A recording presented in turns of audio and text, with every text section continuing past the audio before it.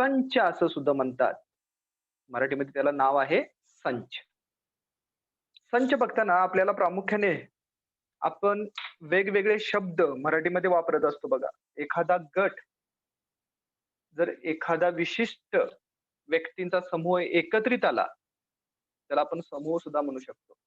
म्हणजे काही मुलं एकत्रित उभं आहेत. जेव्हा ती एकत्रित उभं असतात, तेव्हा आपण म्हणतो मुलांचा घोळका उभारलेला आहे. मुलांचा घोळका उभारलेला आहे. जसं एकत्रित आकाशामधून पक्षी, काही एकापेक्षा जास्त पक्षी आकाशातून उडतेली दिसतात आपल्याला. तेव्हा त्याला आपण शब्द वापरतो, पक्ष्यांचा थवा चालू आहे. थवा. बरोबर? पक्ष्यांचा थवा चाललेला आहे. असं आपण वेगवेगळी शब्द वेगवेगळं म्हणजे हरणांचा कळप असतो. हे मराठीमध्ये आपण बघितलेलं आहे. हरणांचा कळप म्हणजे हरणांचा समूह. हरणांचा समूह अशी वेगवेगळे प्रकार आपण समूहाच्या बाबतीत वेगवेगळे शब्द आतापर्यंत वापरत आलेलो आहोत. म्हणजे प्रत्येकाच्या माहितीनुसार म्हणजे हरणांचा कळप असेल, जर आपण किल्ल्या विचारात घेतल्या, कुलपाच्या किल्ल्या, तर कुलपाच्या किल्ल्याचा जुडगा हा शब्द आपण वापरलेला आहे. एकापेक्षा जास्त वया आपण एकत्रित ठेवल्या, एकापेक्षा जास्त वया आपण एकत्रित ठेवल्या, तर वयांचा गठ्ठा म्हणतो. गठ्ठा हा शब्द. बरोबर आहे. म्हणजे एकापेक्षा जास्त घटक जेव्हा एकत्रित येतात, तेव्हा त्यांचा जो समूह तयार होतो, त्यांचा जो समूह तयार होतो, त्या समूहाला आपण विशिष्ट अशी नावं देत गेलेलो आहोत. जसं कळप असेल, गठ्ठा असेल, घोळका म्हणतो आपण. बरोबर आहे. घोळका ज्याला आपण ग्रुप सुद्धा म्हणतो. ग्रुप करून बाजूला उभारले इंग्रजीमध्ये शब्द वापरतो आपण ग्रुपिंग केलेली आहेत. अशी जी वेगवेगळी शब्द समूहासाठी वापरण्यात येतात, त्यातील एक प्रकार म्हणजेच हा सेट म्हणजे संच असतो. आता सेट बघताना प्रामुख्याने एक गोष्ट लक्षात ठेवायची आहे. तो म्हणजे काही घटकांचा समूह, असा समूह की त्यातील प्रत्येक घटक आपल्याला सांगता आला पाहिजे. प्रत्येक घटक आपल्याला काय करता आला पाहिजे? सांगता आला पाहिजे. तरच आपण त्याला सेट म्हणणार आहोत. उदाहरणादाखल जर एक उदाहरण सांगायचं ठरवलं तुम्हाला, तर पहिले एक मी उदाहरण सांगतोय तुम्हाला. ते बघा, days of a week. Days of a week, आठवड्यातील वार. आपल्याला सांगता येतील का नाही आठवड्यातील वार? कोण सांगेल रे मला? हात वर करायचे. कोण सांगेल मला आठवड्यातील वार कोणकोणते असतात? चला पटदिशी हात वर करा. छान. अस्मा सांग. Monday, Tuesday, Wednesday, Thursday, Friday, Saturday, Sunday. बरोबर. आता हे संडे सोडून जर मी जानेवारी म्हटलं तर चालेल का? नाही. नाही चालणार. बरोबर आहे. म्हणजे हे डेज इन अ वीक आपल्याला सांगता येतात. हे जर मी दुसरा प्रश्न विचारतोय. आपलं जे शहर आहे, त्या आपल्या शहरातील श्रीमंत व्यक्तींची नावं तुम्ही मला सांगायची आहे. श्रीमंत व्यक्तींची नावं. Rich man. कोण सांगेल रे मला? आपल्या शहरातील श्रीमंत व्यक्ती कोणकोणते आहेत? चला सांगा बघू, हात वर करा.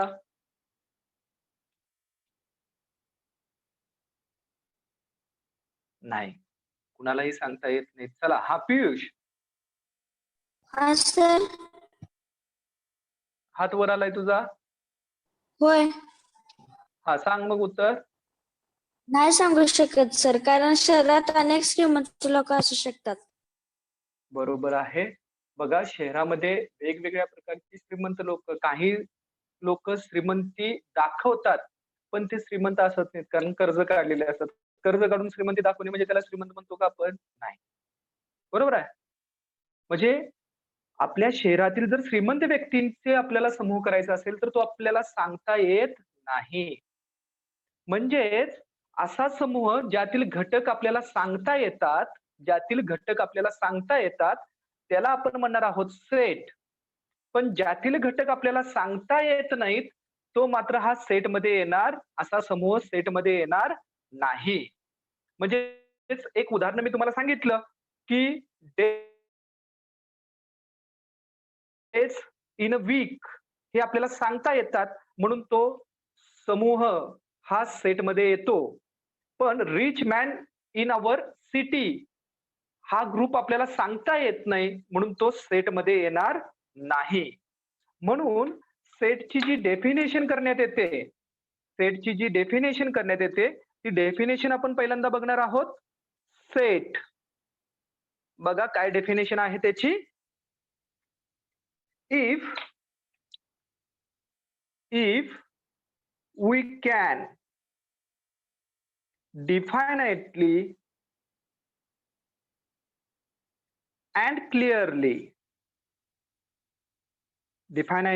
and clearly decided the objects of a given collection,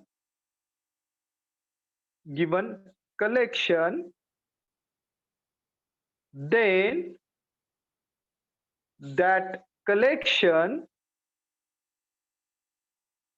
collection is called set.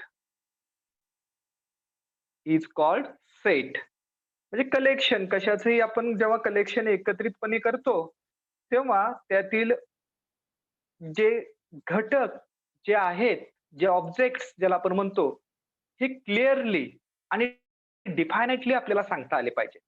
जसं फॉर एक्झाम्पल आताच मी एक घेतलेलं होतं तुमच्यासाठी, ते होतं डेज ऑफ अ वीक. हे आपल्याला सांगता येतात, म्हणून हा पार्ट सेटमध्ये येतो. आता दुसरं एक उदाहरण मी तुम्हाला विचारतोय, हा सेट आहे की ना किंवा नाही हे मला तुम्ही सांगायचं आहे. बघा सेट आहे किंवा नाही सांगताना कसं आहे की प्रत्येकाचं उत्तर सारखंच लागतं. म्हणजे डेज ऑफ वीक जर मी विचारलं तर प्रत्येक जण सोमवार, मंगळवार, बुधवार, गुरुवार, शुक्रवार, शनिवार, रविवार हेच सांगणार आहात. हे सोडून दुसरं कोणाचं उत्तर असणारच नाही. म्हणजे प्रत्येकाची उत्तरं ही सारखी असणार आहे. तसंच मी दुसरा एक प्रश्न विचारतोय. आता सोपा प्रश्न विचारतोय बघा, तो सेट आहे का नाही सांगायचं. तुमच्या वर्गातील हुशार विद्यार्थ्यांचा ग्रुप करायचा आहे मला, तर मला करता येईल का तो? चला तुमच्या वर्गातील हुशार विद्यार्थ्यांचा ग्रुप मी करणार आहे. हा पियुष करता येणार नाही सर. करता येणार नाही, बरोबर आहे त्याचं. कारण का बघा, हुशार कुणाला म्हणायचं याची डेफिनेशन आपण पर्टिक्युलर सांगू शकत नाही. कारण काही विद्यार्थी ओव्हरऑल हुशार असतात, काही विद्यार्थी गणितामध्ये हुशार आहेत, काही विद्यार्थी मराठीमध्ये हुशार आहेत. म्हणजे बघा गणिताला एकट्याला 100 पैकी 100 मार्क पडलेत आणि दुसरा एक विद्यार्थी असा आहे की त्याला मराठीला 90 मार्क पडलेत. परंतु गणितवाल्याला ते 90 मार्क पडलेले नाही आहेत, त्याला 70 मार्क पडलेत मराठीला. मग गणिताला 100 पैकी 100 पडले म्हणून त्याला हुशार म्हणायचं का मराठीमध्ये 90 पडले म्हणून त्याला हुशार म्हणायचं? हा कन्फ्युजनचा प्रश्न आहे. त्यामुळे त्या ठिकाणी आपण कोण हुशार आहे हे सांगू शकत नाही, म्हणून त्याला आपण सेट म्हणणार नाही. दुसरा एक क्वेश्चन विचारतोय, फर्स्ट 10 काउंटिंग नंबर्स. चला फर्स्ट 10 काउंटिंग नंबर्स. आता counting numbers means natural numbers. सांगता येतील का आपल्याला फर्स्ट 10 नॅचरल नंबर्स? हो सर, सांगता येतील. ओके, चला कोण सांगते पाहू, हात वर करायचे आहेत पटपट. हा सायली. हो सर. सांग 1 बघू. 2 3 1 2 3 1 बरोबर 2 आहे? 3 बरोबर. 4 5 6 7 8 9 10. बरोबर आहे. आता हे सोडून दुसरं कोणाचं उत्तर आहे का? नाही, प्रत्येकाचं उत्तर तेच आहे. म्हणजे त्यातले एलिमेंट्स हे सेम आलेले आहेत, म्हणून तो सेट असणार आहे. सेटचं मिनिंग लक्षात आलं प्रत्येकाला, की ज्यातील एलिमेंट्स आपण सांगू शकतो आणि प्रत्येकाची उत्तर सारखी असतात, अशा ग्रुपला आपण म्हणणार आहोत सेट. अशा ग्रुपला आपण काय म्हणणार आहोत? सेट म्हणणार आहोत. एक एक्झाम्पल या ठिकाणी मी तुम्हाला दिलेलं आहे. आता आपल्याला जे सेट आपण विचारात घेतो, त्या सेटच्या बाबतीत इथं मी डेफिनेशन तुमच्या समोर लिहिलेले आहे. जेव्हा आपल्याला एखादा सेट दाखवायचा असतो तेव्हा पर्टिक्युलर प्रत्येक सेटसाठी आपण कॅपिटल लेटर्सचा वापर करतो. म्हणजे सेट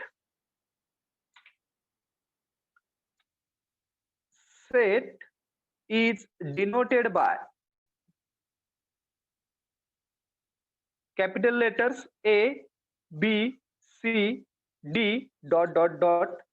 याच्यामध्ये एक्सेप्ट यू चा वापर आपण करत नाही, कारण यू हा पर्टिक्युलर एक सेटचा टाईप आहे. त्या सेटच्या टाईपसाठी आपण यू वापरणार आहोत.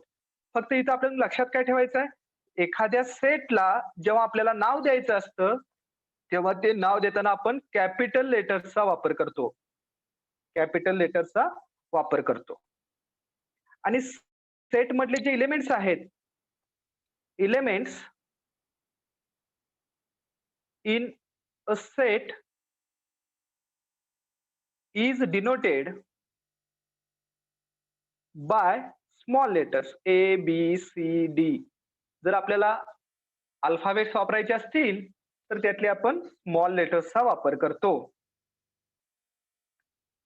आता एखादा सेट जर मी विचारात घेतला तर तो सेट हा प्रामुख्याने कर्ली ब्रॅकेटचा वापर करून लिहिण्यात येतो. आता कर्ली ब्रॅकेट मी इथं वापरतोय. म्हणजेच आता एखादा मी सेट इथं घेतोय, फर्स्ट घेतोय सेट ऑफ नॅचरल नंबर.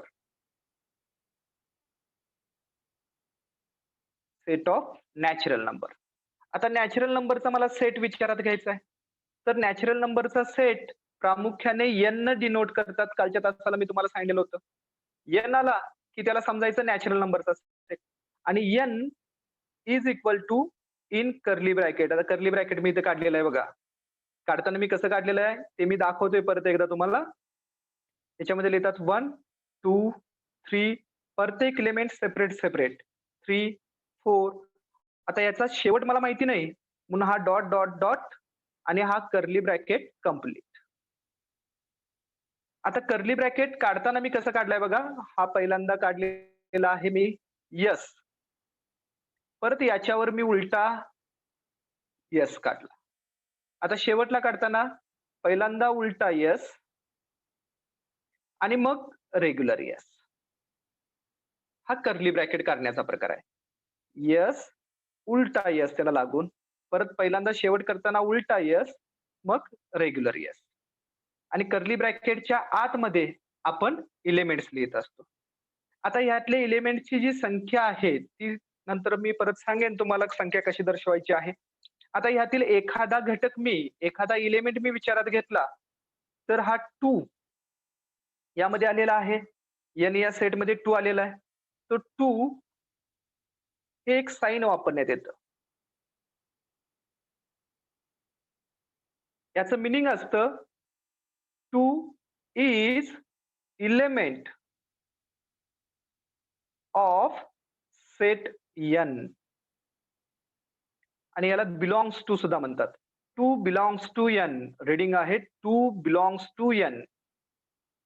आणि याचं मिनिंग मी इथं समोर लिहिलेलं आहे.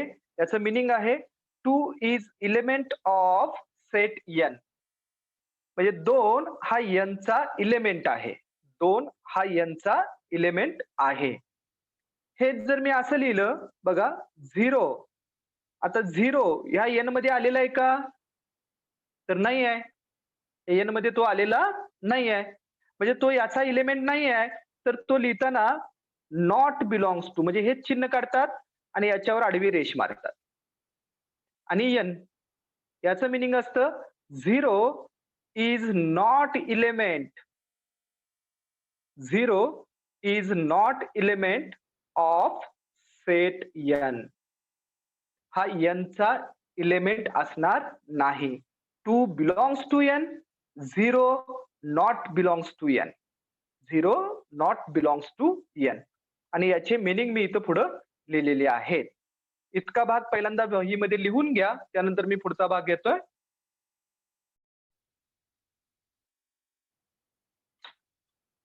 नोट म्हणजे पर्टिक्युलर जे काही सेट आहेत, काही सेटला आपण पर्टिक्युलर नावं रेग्युलरच वापरतो. त्यातलं पहिलं आहे ते म्हणजे n. इथून पुढे जर n आला तो असणार आहे set of natural numbers. Set of natural numbers. आणि या नॅचरल नंबरची स्टार्टिंग होतं आपल्याला माहिती आहे 1, 2, 3 सो ऑन. त्यानंतर सेकंड नंबरला आपण घेतो होल नंबर जो दाखवतात W न. म्हणजे इथून पुढे W आला की त्याला आपण म्हणणार आहोत होल नंबर. तो आहे set of whole numbers. Set of whole numbers. याचं स्टार्टिंग होतं 0 पासून. 0, 1, 2, 3 सो ऑन. त्यानंतर येतो I जो आहे set of integers. Set of integers जो पहिल्यांदा डॉट डॉट असतो, मग निगेटिव्ह येतात -2, -1, 0.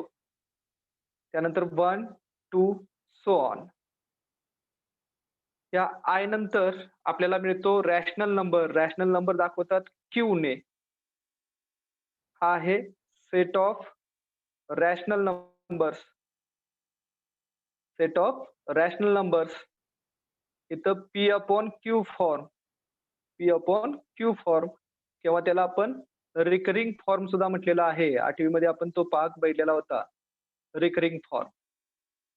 त्यानंतर Q डॅश, डोक्यावर डॅश येतो, ज्याला म्हणतात सेट ऑफ इरॅशनल नंबर्स.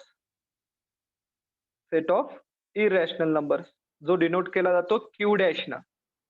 आणि R हा आहे set of real numbers. Set of real numbers.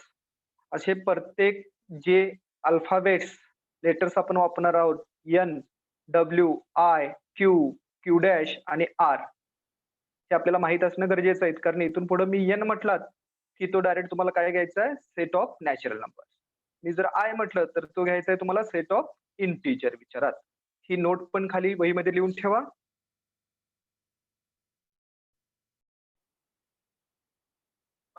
Next part आपला आहे मेथड्स ऑफ रायटिंग सेट्स.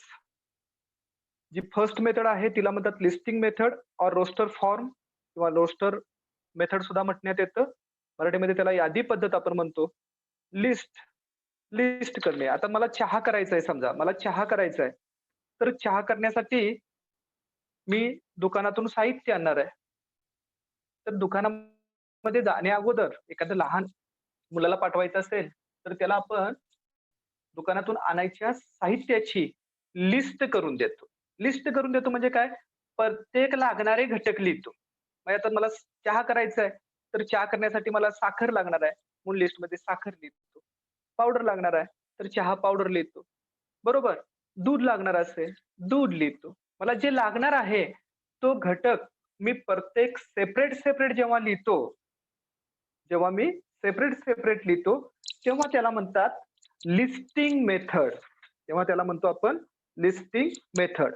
उदाहरणादाखल एक उदाहरण घेऊ. बघा उदाहरणात मी एक दाखवतोय. First, even numbers between 1 to 10.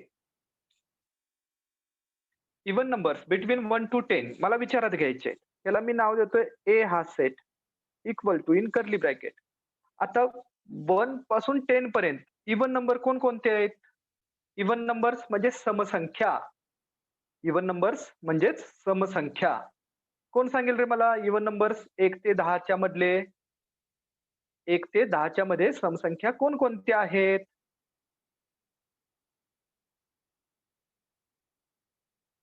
दोन, 4, 6, 8.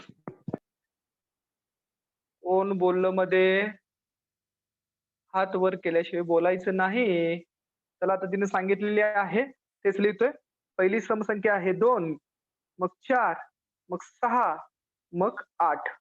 बिटवीन म्हटले म्हणजे 10 येणार नाही. मधले हे संपले. म्हणजे इथं मी प्रत्येक घटक सेपरेट लिहिला. आणि हे सेपरेशन म्हणजे प्रत्येक एलिमेंट लिहिणे म्हणजेच लिस्टिंग मेथड असते. म्हणजेच काय असते आपली लिस्टिंग मेथड, जी एकदम सोपी असते. आता बघा दुसरा जो मेथड रायटिंगचा मेथड आहे त्या मेथडचं नाव आहे, सेकंड नंबरची मी मेथड विचारात घेतोय त्या मेथडला म्हणतात रूल मेथड. काय म्हणतात त्याला? रूल मेथड, किंवा त्यालाच दुसरं नाव आहे set builder form. Set builder form. Rule म्हणजे गुणधर्म. आता रूल मेथड, आता मी आताचं जे उदाहरण सांगितलं होतं ते रिपीट करतोय. चहा पावडर, म्हणजे चहा आणण्यासाठी मी साखर लिहिली, पावडर लिहिली, दूध लिहिलं आणि मी मुलाला दुकानाला पाठवलं चिठ्ठी देऊन. त्याच्याऐवजी जर मी मुलाला म्हटलं की दुकानात जा आणि चहा करणार आहे म्हणून चहाला लागणारं साहित्य घेऊन ये, तितकं जरी जाऊन त्यानं दुकानदाराला सांगितलं की मी चहा करणार आहे आणि चहाला लागणार मला साहित्य दे, तर तो दुकानदार ते साहित्य आपल्याला देऊ शकेल का नाही?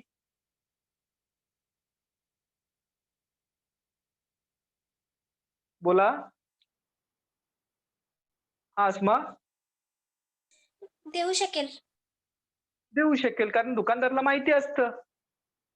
ज्याला त्यातील आपण प्रॉपर्टी म्हणजे त्यातील आपण रूल जरी सांगितला तरी सुद्धा चालतो. म्हणून काही एक्झाम्पल्स आपण रूल मेथडनं सुद्धा लिहित असतो. आता रूल मेथडनं हेच एक्झाम्पल मी विचारात घेतलं. बघा, ह्याला जर मला रूल मध्ये लिहायचं असेल तर ते रूल, आता हे संख्या कसल्या आहेत ते लिहायचं असतं. ए इक्वल टू पहिल्यांदा एक्स ऑब्लिक एक्स लिहितात, हे कंपल्सरी लिहितात. आता एक्स बद्दल मी माहिती लिहिणार आहे. एक्स काय आहे? एक्स इवन नंबर आहे. सगळे इवन नंबर आहेत का? तर नाही. ते इवन नंबर 1 पासून 10च्या मधले आहेत. Even number between 1 to 10. आणि असं शब्दामध्ये लिहिणं म्हणजेच त्याला म्हणतात रूल मेथड. आता हेच थोडंसं गणिती भाषेमध्ये लिहायचं, कारण इथं मी स्टेटमेंट पूर्ण लिहिलंय. असं लिहिलं तरी ते बरोबरच आहे, चूक नाही. पण हेच जर गणिती भाषेमध्ये थोडंसं मला रूपांतरित करायचं मी ठरवलं, तर मी हे असंही लिहू शकतो. बघा, याच्याऐवजी मी जर असं लिहिलं तर काय चूक आहे काय? बघा, X oblique X belongs to N. Belongs to चा अर्थ आता बघितलाय आपण. बिलॉंग्स टू एन म्हणजे नॅचरल नंबर आहे, बरोबर. आता परत एक्स इवन दुसरी कंडिशन लिहिली आणि एक्स हा 1 पेक्षा मोठा आणि 10 पेक्षा लहान, हा कंप्लीट केला. बघा, नॅचरल नंबर्स घ्यायचे, इवन नंबर घ्यायचा आहे, 1 पासून 10 पर्यंतच्या मधला घ्यायचा. या प्रकारे जरी आपण लिहिलं तरी चालतं.